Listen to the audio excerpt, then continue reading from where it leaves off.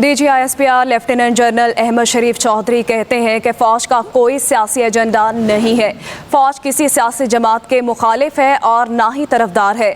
کہا فیض حمید کے ثبوت ہے فوج ذاتی اور سیاسی مفادات کے خلاف ورزیوں کو کتنا سنجیدگی سے لیتی ہے۔ فوج میں کوئی اپنے ذاتی فائدے کے لیے کسی مخصوص سیاسی ایجنڈے کو پروان چڑھاتا ہے تو خود احتسابی کا نظام حرکت میں آ جاتا ہے، ذمہ داروں کو جواب دینا پڑتا ہے۔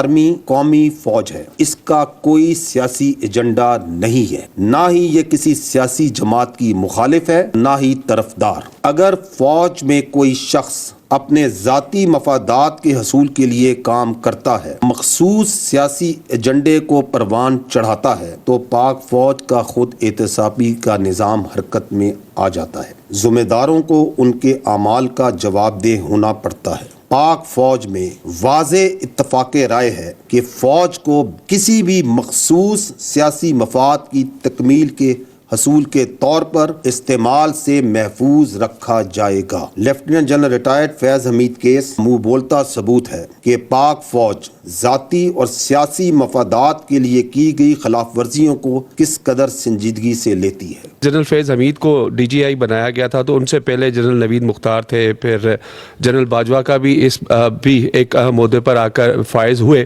ISI کا جو ڈائریکٹ باس ہوتا ہے وہ کون ہوتا ہے؟ پرائم منسٹر ہوتا ہے۔ تو آپ نے اس وقت کے وزیر اعظم کا تو ذکر نہیں کیا۔ ہمارا جو احتساب کا عمل ہے نا، it does not work on allegations، وہ ثبوت و شواہد پہ کام کرتا ہے۔ ریٹائرڈ آفیسر پہ یہ الزام بھی ہے کہ انہوں نے ذاتی مقاصد کے لیے مخصوص سیاسی عناصر کے اعماء پر قانون کی اور آئینی حدود و حدود سے تجاوز کیا۔ DGISPR لیفٹیننٹ جنرل احمد شریف چودھری کہتے ہیں کہ فوج کا کوئی سیاسی ایجنڈا نہیں ہے، فوج کسی سیاسی جماعت کے مخالف ہے اور نہ ہی طرفدار ہے۔ کہا فیض حمید کے ثبوت ہے فوج ذاتی اور سیاسی مفادات کے خلاف ورزیوں کو کتنا سنجیدگی سے لیتی ہے۔ فوج میں کوئی اپنے ذاتی فائدے کے لیے کسی مخصوص سیاسی ایجنڈے کو پروان چڑھاتا ہے تو خود احتسابی کا نظام حرکت میں آ جاتا ہے، ذمہ داروں کو جواب دینا پڑتا ہے۔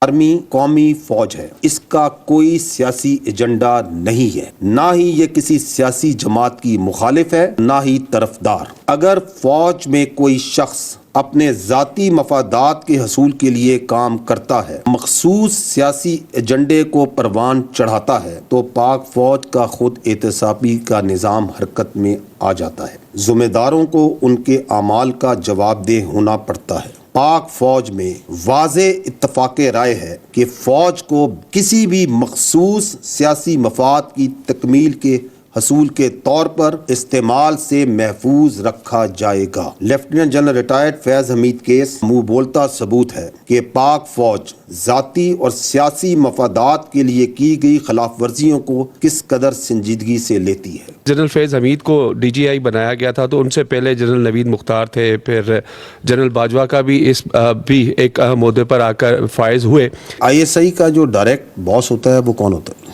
پرائم منسٹر ہوتا ہے۔ تو آپ نے اس وقت کے وزیر اعظم کا تو ذکر نہیں کیا۔ ہمارا جو احتساب کا عمل ہے نا، it does not work on allegations، وہ ثبوت و شواہد پہ کام کرتا ہے۔ ریٹائرڈ آفیسر پہ یہ الزام بھی ہے کہ انہوں نے ذاتی مقاصد کے لیے مخصوص سیاسی عناصر کے اعماء پر قانون کی اور آئینی حدود و حدود سے تجاوز کیا۔